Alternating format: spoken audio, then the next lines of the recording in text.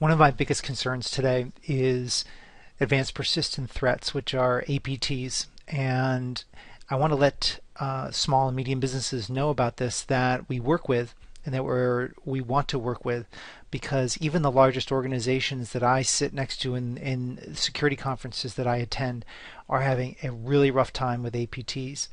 APTs are not being discussed enough with security for small to medium businesses, particularly those that are they're compliance driven, like credit unions, banks, HIPAA organizations, small medical offices, organizations that typically fall between 25 users to 4,000 users.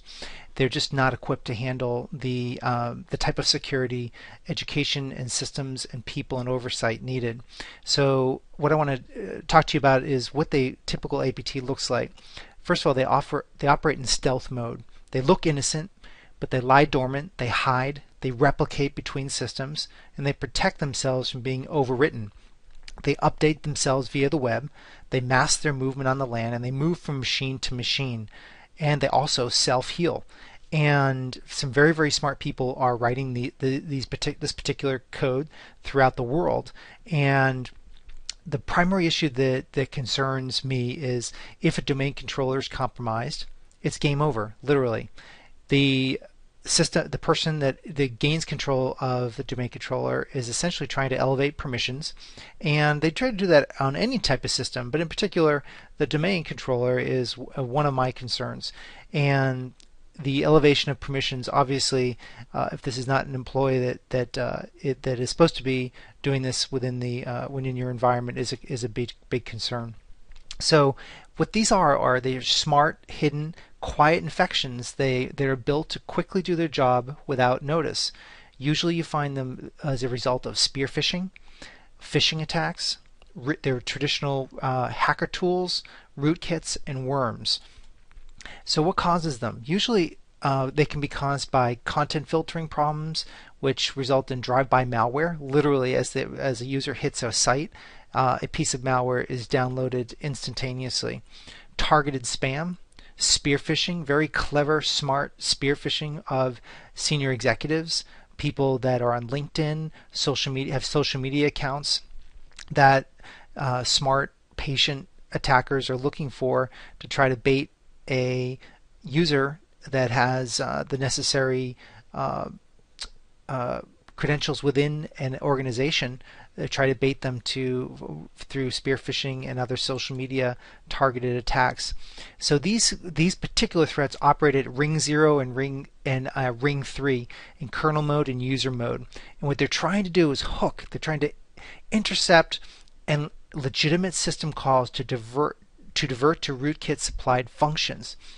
And so if they can do this, they typically have to be right now at the operating system level is where right below the operating system level is where the current APTs live. So that's why antivirus systems can't find it. Anti-malware systems can't find current rootkits, current APTs, because they execute at a boot level.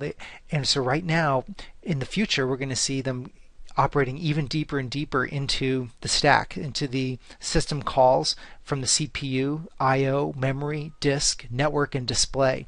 And then when it gets to the hypervisor at the virtualization level, and at the firmware level, we're going to need even more advanced security protection at that point. But I want people to understand this because it's very, very important that when you have command and control for passwords, usernames, that all of a sudden we have PII issues, we have theft, credit card problems that are leaving, blackmail, hostaging. We have all sorts of nasty things can happen if we don't handle APTs within our environment. So what can IPT departments do? Well, the first thing is you have to understand is that you cannot completely eliminate an APT. They're too sophisticated and most businesses just don't have the headcount to handle them. However, we can make it incredibly hard. We can remember the basics that make it easy. We can remember the basics that make it hard for attackers. We don't want to forget some of the real basics that make it hard. We want to make sure that we implement security change control. We want to leverage expert help if we can. We want to really review our security staffing weaknesses and make sure they would look for leverage expertise or we get that person trained. We want to get a hold of our IT administrative passwords, get them out of password protected SharePoint, out of password protected Excel sheets, and look at vaulting strategies with IT administrator passwords.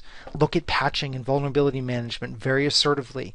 Update Flash and Java. It's a main exploit point within a network. Get your users educated and trained.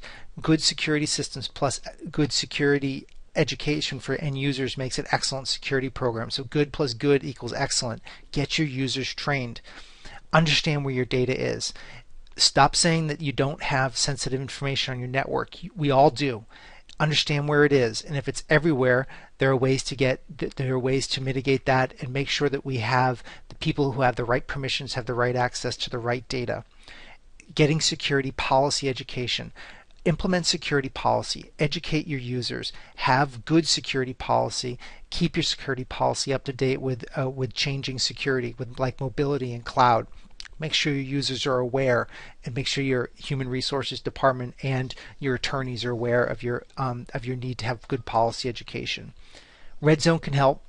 Here's a phone number to call or an email address if you need to reach technical support for any one of these APT related concerns. Thank you very much.